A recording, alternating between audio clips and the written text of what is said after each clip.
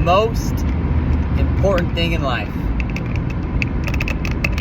Well, for any individual, I really believe that is being happy or being content, having peace of mind within yourself, pursuing the values that are important to you. And those are going to be different for everybody. That's why everyone's unique happiness, inner contentment, satisfaction with living is going to be different.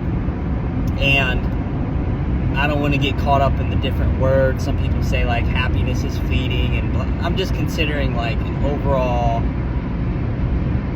well-being, like a state of well-being. And the reason I say like that's the most important work you do is because I feel like that's how you love yourself, and love is the most important thing in life. That's how you take care of yourself. And if you can't do that for yourself and find your right path and live that according to your values you hold close to your heart, I don't really know how you can help other people very much. Maybe you can a little bit, but like you're not going to show up as the person you're meant to be. You're not going to show up as your best self. And I think you go through life and you see a lot of people that are like way off the path. I think it's so easy. It's not to be judgmental or critical, but it's so easy to like get brought up away, live in society, be told what to do. Literally, people are told how to think and how to be their entire life. Like here in America, I can't speak for other countries. And then people get so programmed, and I feel like robotic in terms of like what they think they want, what they think they need. And it just, I don't know, it holds a lot of people back. I'm not trying to say like don't make choices and don't make decisions. Like you have to make commitments, you have to do things in life you don't want to do all the time. Like we all have to work to make a living. That's normal, but you want your life to be congruent, like with where you're going and what you're doing today and who you're becoming and how you're living. And I think a lot of people just lack that congruency. A lot of people lack the congruency between their real values and what they really think compared to like where they're going and what they're doing in their life. I just think that's, unfortunately, it's how a lot of society is. Like we live in a really fucked up society, I feel like. We live in a beautiful world. There's so many good people. There's so much to be thankful for and optimistic about. For sure, living in America, we have the ability to work jobs and just earn a living and have the freedom to be safe, to roam and do as we please. And a lot of other countries, like, they don't have that ability to even like have the opportunity to make a living and build your life up and have finances. Even as hard as it is in today's world, in the economy and all the crazy crap going on in the world, there's still great opportunity. And I don't know, for me, I just feel like I'm blessed and grateful that I can get by with so little, and that's what I want. That's genuinely what I want. I don't want to want a bunch of stuff that I really don't want. I don't want to have to pay for a lot of things and do a lot of stuff that I really don't want to do.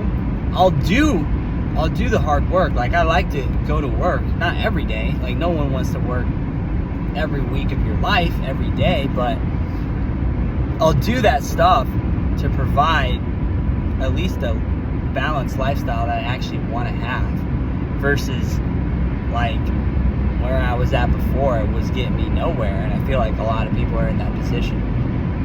So I feel blessed that I can live out of my car. I feel blessed that, you know, I have the health and the body type, the mentality where I can just kind of say screw society or screw the status quo. I don't have to, go get into $100,000 of debt and all this kind of debt to get a degree for a job I don't want to work, to be chained to a desk for years and I don't want to do that. You know, I don't think people can say I'm crazy for not wanting to do that. I found a better lifestyle already, and part of me was, you know, chasing the riches with the online marketing dreams. And again, it's not to knock those things. Like, if you want to do those things, pursue a degree, you know, start your business, learn those skills. Like, I have no regrets with my whole journey, but I just feel like, really, when I think about it, I'm in a good place in my life. What I've learned, where I'm at, my ability to move my life ahead quickly in terms of being able to save and not needing to work. I feel like the greatest wealth in your life is having time and options in your health.